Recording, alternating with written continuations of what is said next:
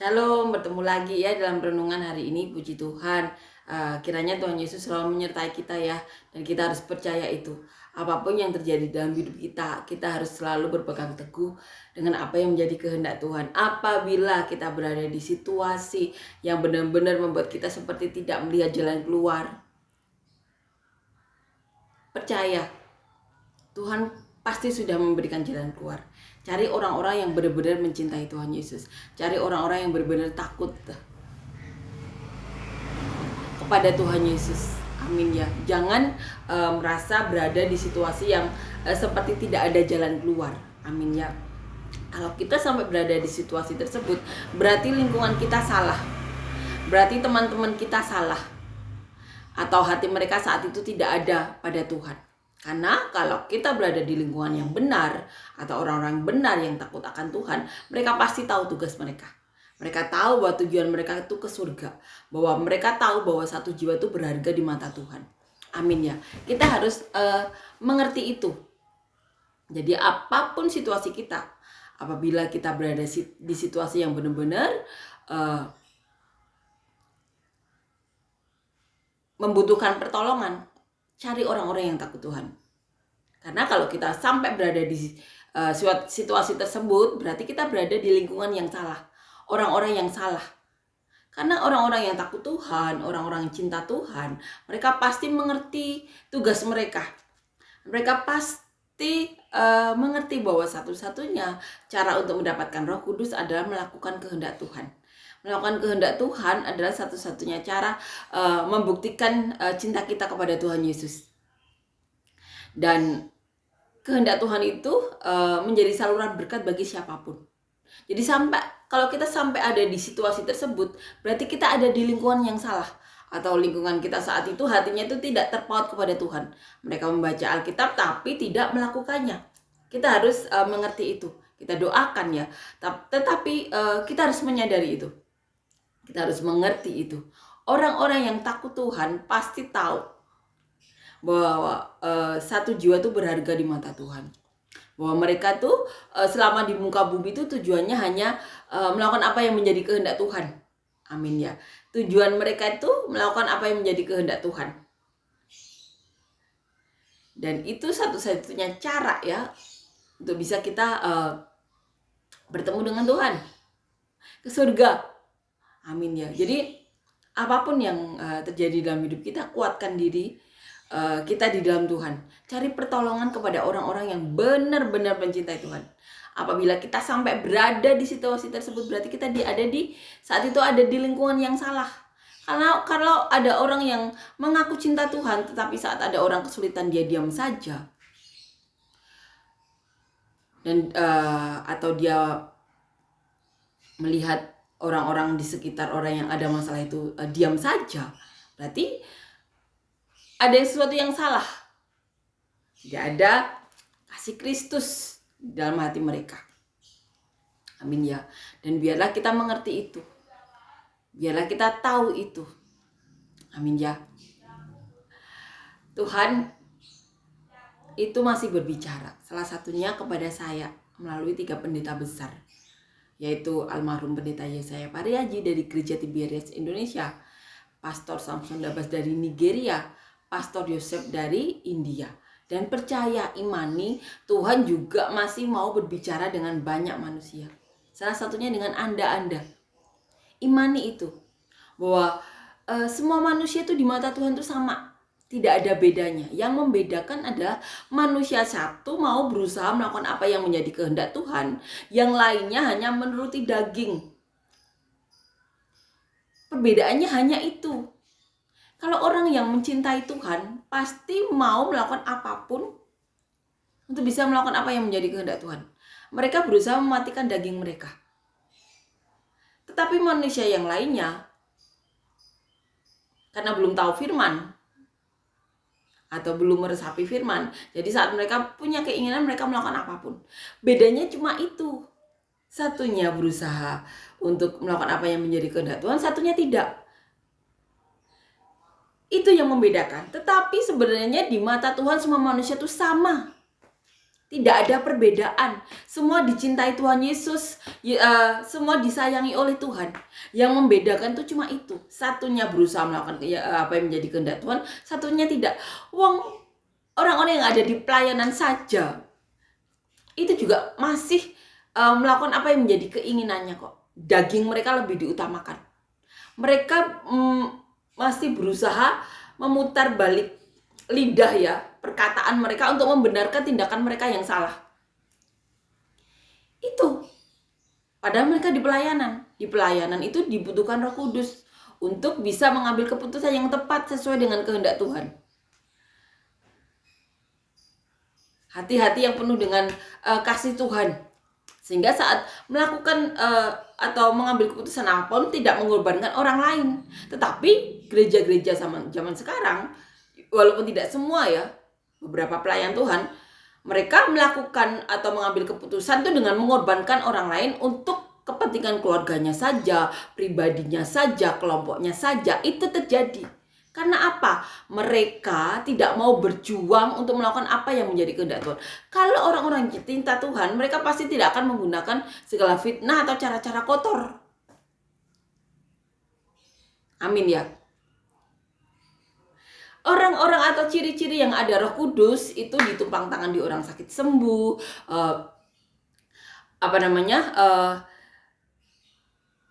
ada hal-hal mujizat. Minum racun ular tidak mati, minum racun tidak mati. Banyak hal-hal mujizat di orang-orang yang ada Roh Kudus. Tetapi di zaman sekarang, orang-orang itu lebih mengutamakan lidah. Mereka memutar balik kata. Mereka tidak mencari Roh Kudus itu, tetapi mereka menggunakan lidah mereka untuk menarik dukungan. Mereka menggunakan uang, mencari uang dengan cara mengorbankan orang lain untuk menarik dukungan. Itu yang terjadi di zaman sekarang. Tetapi kita harus ingatkan. Karena itu tugas kita untuk saling menyelamatkan. Pasti yang diingatkan sakit hati, tapi itu kebenarannya. Mereka tidak menggunakan Roh Kudus. Mereka tidak berjuang untuk mendapatkan Roh Kudus, tapi mereka menggunakan lidah mereka. Memecah belah, memfitnah, agar keinginan mereka tercapai. Mereka tidak berjuang untuk mendapatkan Roh Kudus tersebut. Roh Kudus yang kuncinya mereka tahu. Mencintai Roh Tuhan itu dengan satu-satunya cara adalah dengan melakukan kehendak Tuhan. Dan itu satu-satunya cara untuk mendapatkan Roh Kudus. Karena apa? Karena Tuhan Yesus memberikan Roh Kudus kepada orang-orang yang mencintai Dia, di mana Tuhan Yesus bisa merasakannya. Jadi kalau ada orang-orang yang tidak ada Roh Kudus, berarti mereka harus sadar mereka itu tidak mencintai Tuhan, atau mereka bilang mencintai Tuhan tapi Tuhan Yesus tidak merasakannya. Ini bukan menghakimi, tapi untuk menyelamatkan. Kita harus menyadarkan diri kita dan orang-orang sekitar kita. Amin ya. Roh Kudus itu diberikan kepada semua orang yang mencintai Tuhan Yesus. Tuhan Yesus meminta kepada Bapa untuk memberikan Roh Kudus, yaitu bagian dari diri Bapa sendiri, kepada orang-orang yang mencintai Tuhan Yesus, di mana Tuhan Yesus bisa merasakannya. Dan satu-satunya cara untuk mendapatkan Roh Kudus, kita tahu ya, mencintai Tuhan dengan caranya melakukan apa yang menjadi kehendak Tuhan. Jadi kalau kita sebagai pelayan tidak ada Roh Kudus, coba cek, berarti kita tidak mencintai Tuhan Yesus dengan seperti apa yang Tuhan Yesus mau. Ini bukan menghakimi, tapi menyelamatkan. Karena apa? Di zaman sekarang pelayan Tuhan itu menggunakan lidah mereka, adu domba, fitnah, untuk mendapatkan keinginan mereka. Untuk apa? Untuk mencari kedukungan tuh mereka tidak menggunakan Roh Kudus, tapi lidah mereka. Mereka tega memfitnah. Mereka tega melakukan berbagai cara. Itu pelayan Tuhan loh. Bagaimana berkat bisa turun di atas jemaat, di atas lidah-lidah yang suka fitnah, melakukan cara-cara dunia untuk mendapatkan keinginannya. Padahal mereka tahu caranya mendapatkan Roh Kudus itu satu-satunya cara dengan mencintai Tuhan Yesus, dengan melakukan kehendak Tuhan. Jadi kalau tidak ada Roh Kudus, padahal mereka tahu caranya, ada sesuatu yang salah. Ini bukan menghakimi, tapi ini mengingatkan. Karena kalau mereka melakukan cara-cara itu, mereka memberikan kutuk kepada orang-orang yang dimana mereka tumpang tangan. Di mana tangan mereka lakukan dengan cara-cara kotor untuk mendapatkan hal-hal dunia. Ini kita ingatkan, bukan menghakimi tapi menyelamatkan.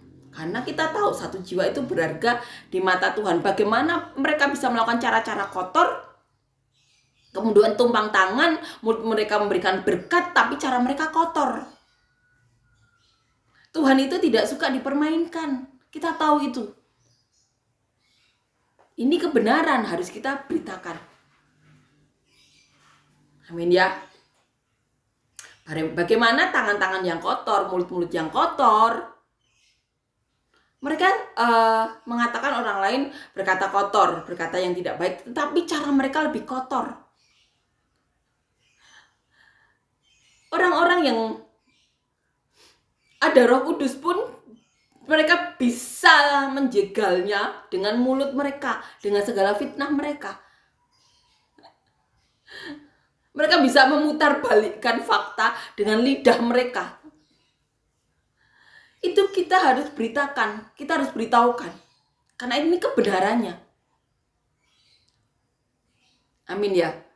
Kita saling menyelamatkan, bukan menghakimi. Bagaimana orang-orang yang tahu kuncinya mendapatkan Roh Kudus, tapi tidak ada Roh Kudus, kemudian menggunakan cara-cara kotor, menggunakan lidah mereka untuk memutarbalikkan fakta. Kita kasihan kepada jemaat, di mana di mulut mereka menggunakan fitnah, kemudian memberkati jemaat. Apa yang akan didapatkan oleh jemaat? Amin ya. Karena Tuhan, kita tahu Tuhan itu tidak bisa dipermainkan, tidak mau dipermainkan. Amin ya. Mari kita sedikit merenung kenapa beberapa puluh tahun ini Tuhan memilih orang-orang yang bahkan tidak pernah pelayan, seperti almarhum pendeta Yesaya Pariaji, seorang yang sebelumnya tidak mengenal Tuhan Yesus, tetapi Tuhan sampai memaksa almarhum pendeta Yesaya Pariaji untuk pelayanan. Kemudian Tuhan memilih saya yang bahkan tidak pernah pelayanan. Ada apa dengan orang-orang yang sebelumnya pelayanan? Kenapa mereka tidak dipakai Tuhan? Stoknya banyak, jutaan bahkan miliaran. Tetapi kenapa Tuhan memakai orang-orang yang sebelumnya tidak pernah pelayanan? Ini bukan menghakimi tapi menyelamatkan. Orang sekarang cenderung tidak mau dikasih tahu. Tetapi ini kebenarannya harus kita beritakan. Amin ya. Kita kasih tahu ini kebenarannya. Kita berusaha ya, mari kita berusaha untuk anak-anak Tuhan yang pelayanan itu juga dipakai Tuhan. Jangan sampai semua orang yang dipakai Tuhan sebelumnya tidak ada basic pelayanan. Karena apa? Stoknya yang pelayanan tidak bisa dipakai. Kenapa? Karena setelah saya masuk beberapa bulan ya, di lingkungan orang-orang yang pelayanan, mulut mereka dipakai untuk fitnah. Mereka memutarbalikkan fakta. Amin ya. Ini harus kita beritahukan, bukan untuk menghakimi tapi menyelamatkan. Inilah kebenaran yang terjadi di sekarang ini, dan itu tidak bisa dipakai Tuhan. Amin ya. Amin. Kita akan nyanyikan lagu yang pertama.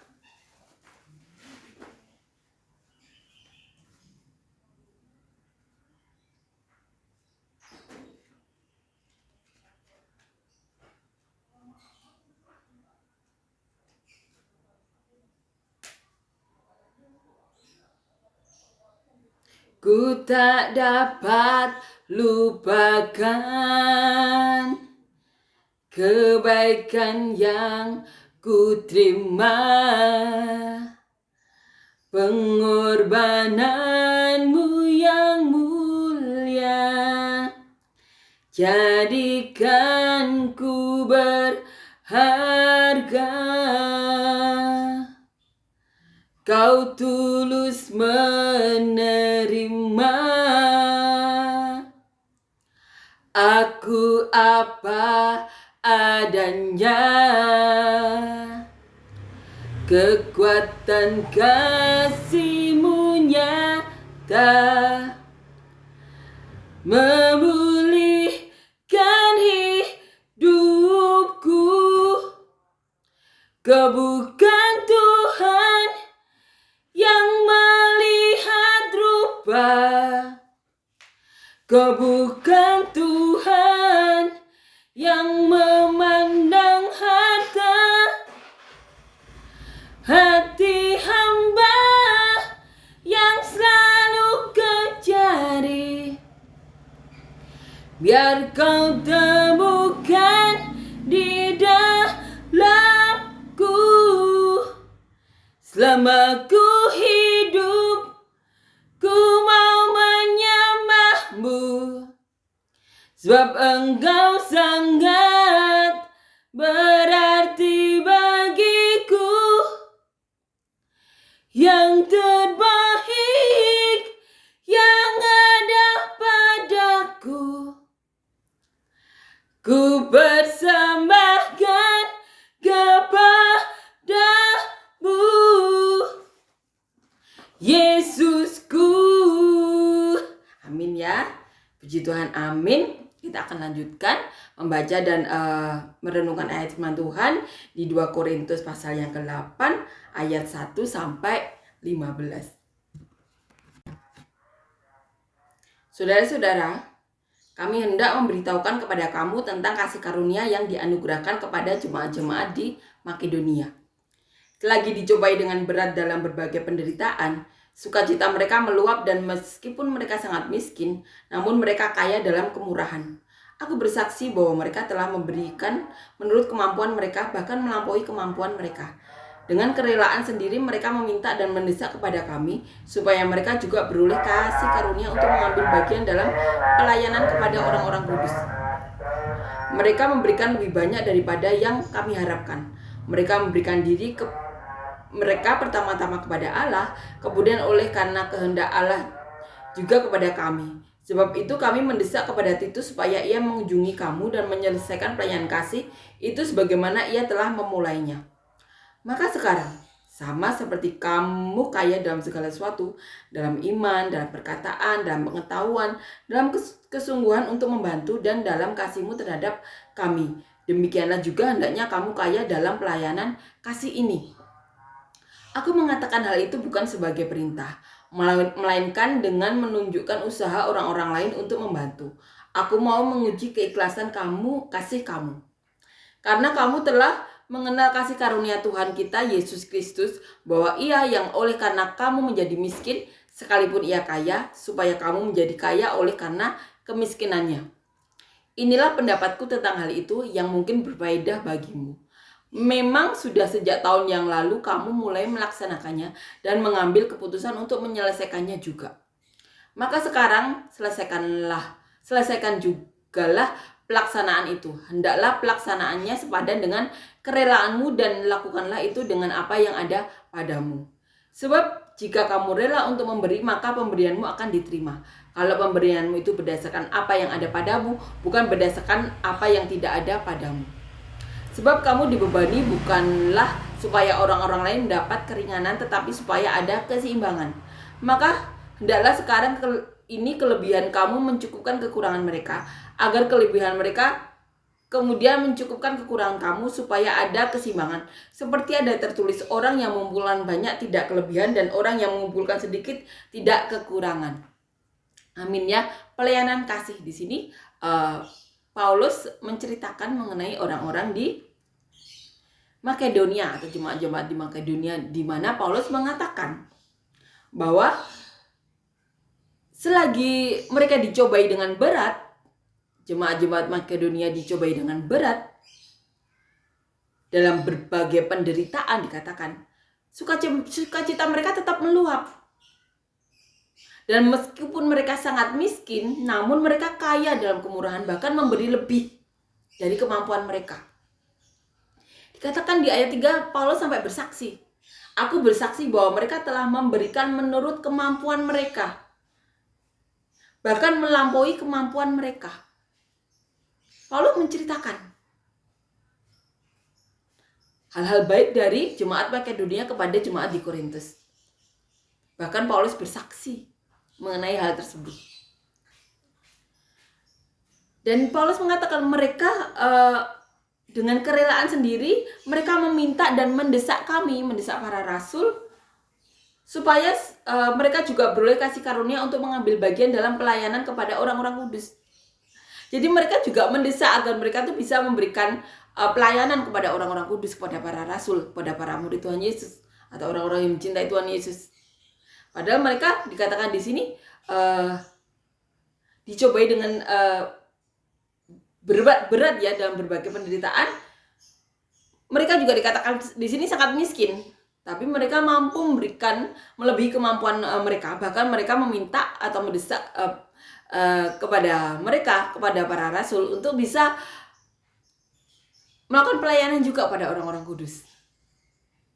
Paulus bersaksi mengenai jemaat Makedonia kepada jemaat Korintus di suratnya.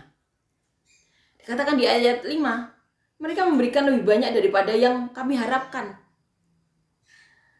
Mereka memberikan diri mereka pertama-tama kepada Allah, kemudian oleh karena kehendak Allah juga kepada kami.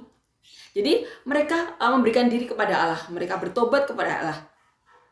Dan tidak sampai di situ, mereka juga memberikan diri mereka juga kepada rasul, kepada para murid, ikut serta dalam pelayanan kudus.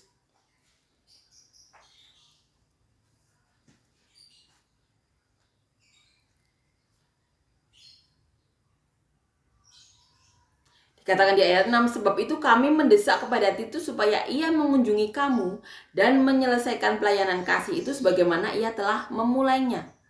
Maka sekarang sama seperti kamu kaya dalam segala sesuatu, dalam iman, dalam perkataan, dalam pengetahuan, dalam kesungguhan untuk membantu dan dalam kasihmu terhadap kami, demikianlah juga hendaknya kamu kaya dalam pelayanan kasih ini.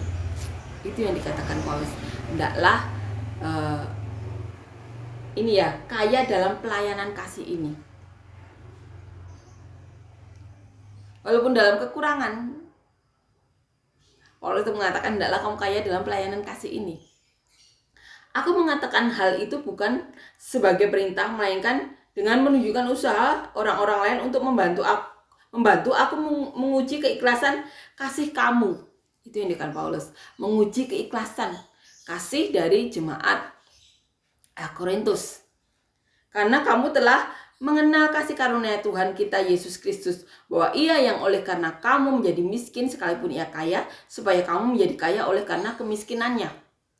Inilah pendapatku tentang hal itu yang mungkin berfaedah bagimu, yang mungkin bermanfaat ya. Memang sudah sejak tahun yang lalu kamu mulai melaksanakannya dan mengambil keputusan untuk menyelesaikannya juga. Maka sekarang selesaikan jugalah pelaksanaannya itu. Hendaklah pelaksanaannya sepadan dengan kerelaanmu. Ini yang dikatakan oleh Paulus, sepadan dengan kerelaan jemaat Korintus, dan lakukanlah itu dengan apa yang ada padamu. Jadi dalam melakukan pelayanan, lakukan saja dengan apa yang ada pada kita. Sebab jika kamu rela untuk memberi, maka pemberianmu akan diterima. Kalau pemberianmu itu berdasarkan apa yang ada padamu, bukan berdasarkan apa yang tidak ada padamu. Jadi pelayanan itu berdasarkan apa yang ada pada kita, itu yang diajarkan oleh Paulus. Sebab kamu dibebani bukanlah supaya orang-orang lain mendapat keringanan, tetapi supaya ada keseimbangan. Maka hendaklah sekarang ini kelebihan kamu mencukupkan kekurangan mereka, agar kelebihan mereka kemudian mencukupkan kekurangan kamu, supaya ada keseimbangan. Jadi saling mengisi. Yang lebih memberi kepada kekurangan, sehingga yang kekurangan menjadi kecukupan. Sini dikatakan ada tertulis, orang yang mengumpulkan banyak tidak kelebihan, dan orang yang mengumpulkan sedikit tidak kekurangan. Amin ya. Pelayanan kasih. Pelayanan itu, Paulus mengatakan apa yang ada pada diri kita. Pelayanan kasih. Amin ya. Puji Tuhan, amin. Terima kasih Yesus untuk kebaikanmu. Terima kasih untuk kasih karuniamu. Terima kasih untuk kebaikanmu Yesus. Terima kasih karena baik, penyertaanmu benar-benar nyata dalam hidup kami Yesus. Kami juga berdoa untuk siapapun yang saat ini sakit, Tuhan, berikan kesembuhan, mujizat yang daripadamu. Apapun di tubuh kami yang bukan daripadamu, Kau cabut. Kami juga berdoa Tuhan untuk siapapun dari kami yang saat ini membutuhkan pekerjaan dan usaha, beri kami semuanya pekerjaan usaha yang daripadamu, yang dapat memberkati kami, orang-orang sekitar kami, keluarga kami, bahkan sampai ke penjuru bumi, seperti yang Kau mau dapat berkatkan diri kami lebih dekat lagi kepadamu. Kami juga berdoa untuk siapapun dari kami yang membutuhkan pasangan hidup, berikan kami pasangan hidup yang daripadamu, pasangan hidup yang takut Engkau, cinta Engkau, yang dapat membawa kami dan keluarga kami lebih dekat lagi kepadamu. Terima kasih Yesus, dan kiranya rumah tangga kami Kau berkati. Berikan kami anak cucu yang daripadamu, yang takut Engkau, yang cinta Engkau, yang mau menjadi kepanjangan tanganmu untuk memberkati siapapun yang ini Kau berkati melalui anak-anak kami. Dan biarlah anak-anak kami mencintai kami seperti dia mencintai Kau. Kami berdoa untuk siapapun dari kami yang mengalami masalah, pergumulan hidup, persoalan hidup, Tuhan, tantangan hidup, berikan penyelesaian masalahmu, jawaban-jawaban doa yang daripadamu, terobosan-terobosan yang daripadamu, solusi-solusi masalah yang benar-benar daripadamu. Dan biarlah kasih-Mu, penyertaan-Mu, Roh Kudus-Mu, kasih karunia-Mu, Tuhan, mujizat-Mu melingkupi kami semuanya. Terima kasih Yesus, Kau benar-benar nyata, benar-benar ada. Dalam nama Tuhan Yesus, amin.